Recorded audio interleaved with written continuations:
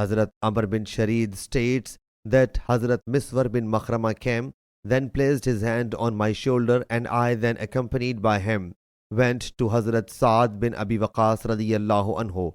Hazrat Abu Rafi'u thereupon said to Hazrat Miswar, "Why don't you ask him to purchase this room which is in my house?"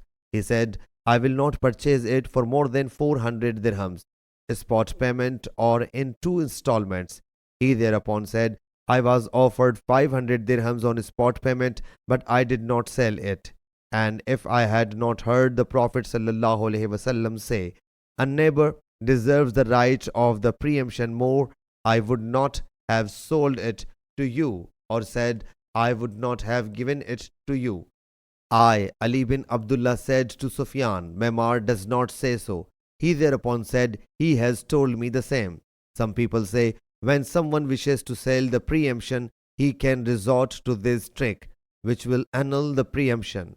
The seller should present the house as a gift to the purchaser, and after demarcating it, entrust it to the purchaser, and the purchaser should pay the seller 100 dirhams for it.